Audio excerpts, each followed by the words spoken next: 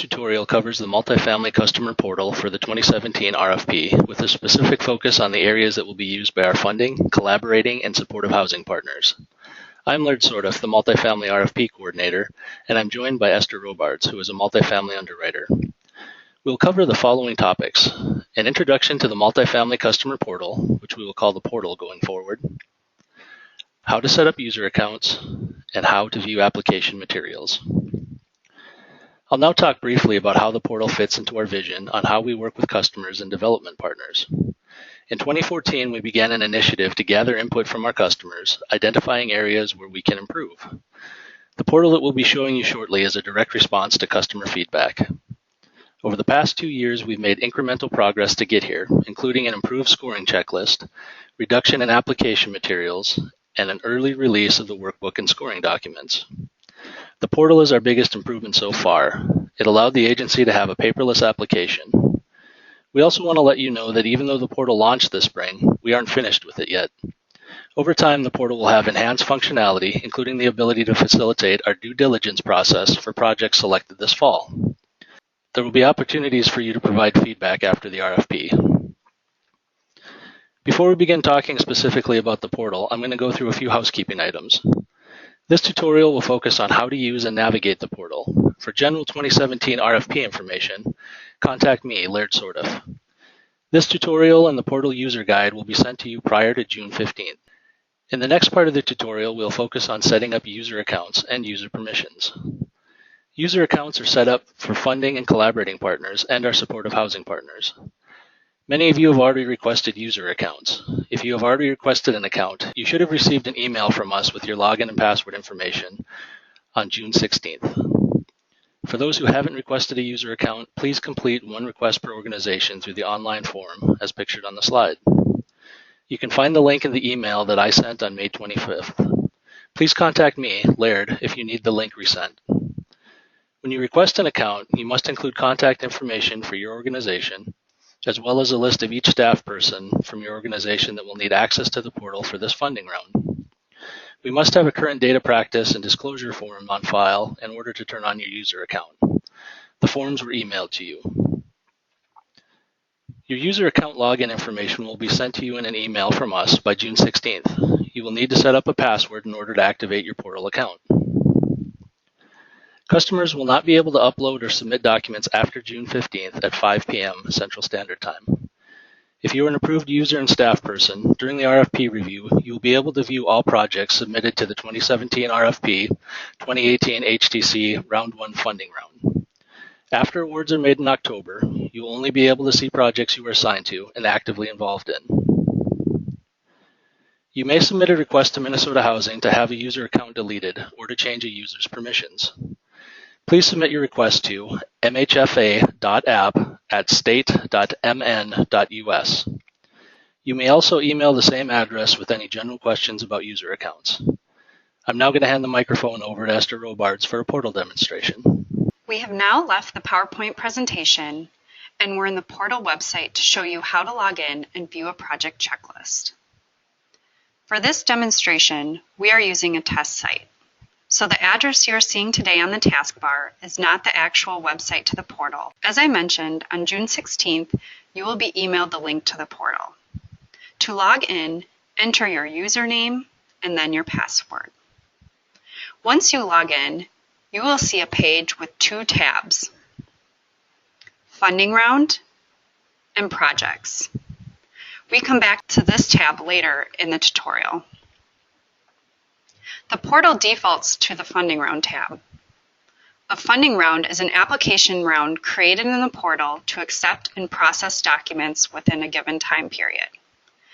For example, 2017 RFP 2018 HTC Round 1 is a funding round. Another thing to note on this tab is the link to the user guide, which you can consult for help on navigating the portal.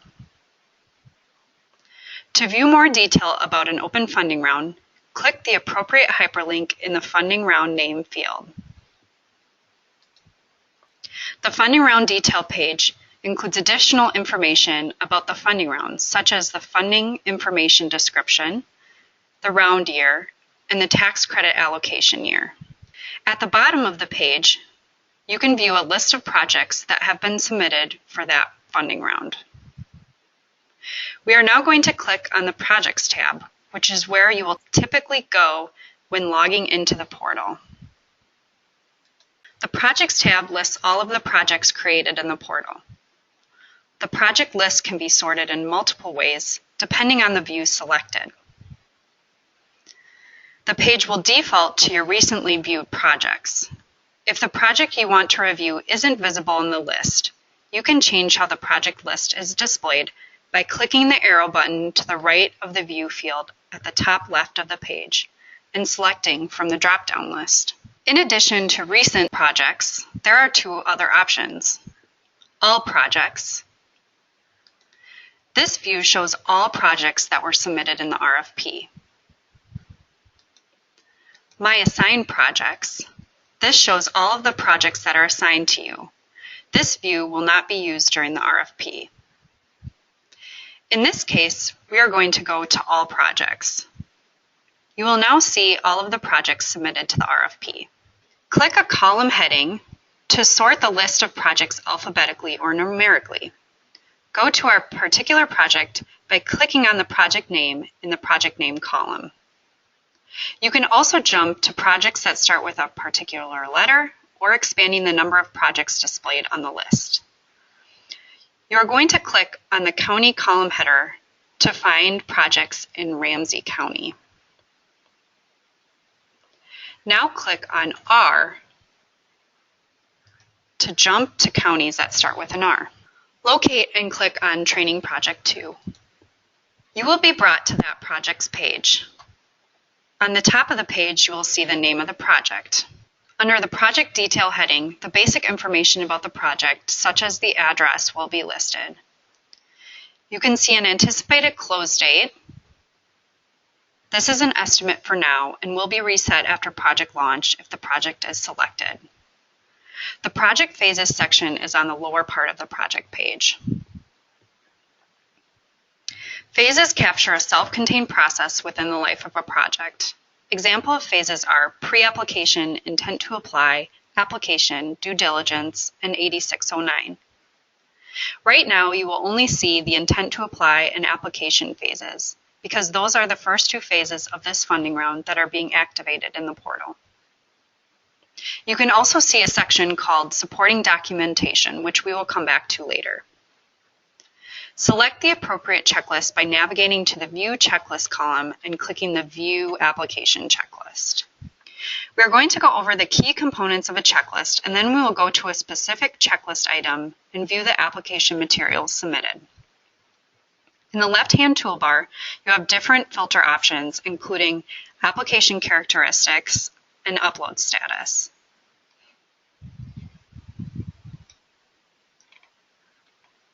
The main portion includes a number of columns. Checklist item, which shows the items required for submission. Upload status, which indicates whether the customer has uploaded or opted out of, if applicable, this checklist item. Due date, which indicates the due date of the checklist item. Approval status, which indicates whether or not the customer submitted the checklist items. And quick links, which includes hyperlinks to documents, websites, or resources provided by Minnesota Housing. There is a search function which allows you to search for a particular checklist item. Simply click in the search box and start typing. This search will find matches from any of the fields in the checklist. For our first example, you are going to use the Application Characteristics dropdown to review supportive housing materials. Use the dropdown to select permanent supportive housing for people experiencing homelessness. To view a checklist item, select the appropriate hyperlink in the checklist item column. In this case, you will click on the Permanent Supportive Housing narrative.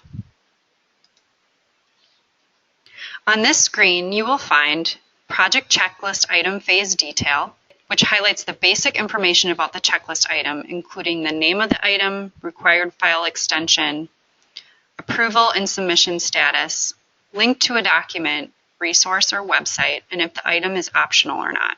Return to checklist, select this button to return to the phase checklist.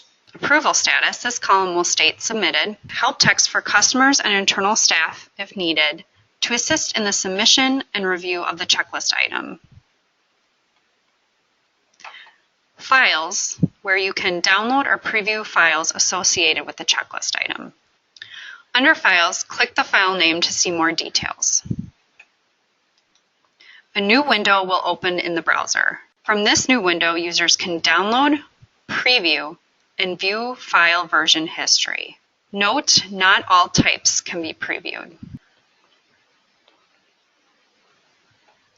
You can expand the view to full screen by clicking on the 4 arrows at the bottom of the document preview to view the file without having to download it.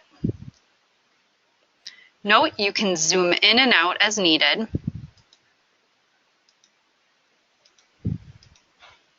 Now you are going to exit the full screen view by hitting the 4 arrows again.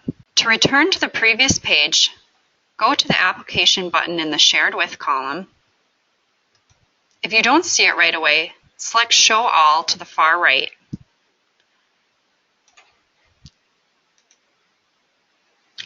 Now you are going to click Return to Checklist. Next, you are going to use the Application Characteristics dropdown to select the Common Application Forms. Using the search function, you are going to search for the workbook. Click on the Multifamily Workbook checklist item. Scroll down until you see the file and hit Download.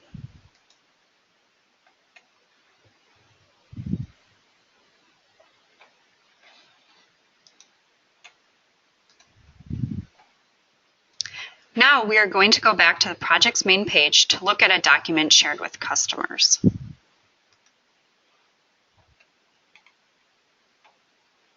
Select Return to Checklist. Select the name of the project. Navigate to the Supporting Documentation section. Click on the Documents Shared with Partners. Click on the selection narrative. From here, you would download or preview the file following the same steps we described earlier. Now we are going to switch back to the PowerPoint slides to cover a few other instructions. Please make sure that you log in and can access the materials you need to review for the RFP before the review deadline. After October 19th, you will only have access to projects you are assigned to. Download application materials prior to this date as needed. If you have any portal-related questions, you can contact the mhfa.app@state.mn.us email. If you have RFP-related questions, you can contact Laird Sordiff at laird.sordiff@state.mn.us.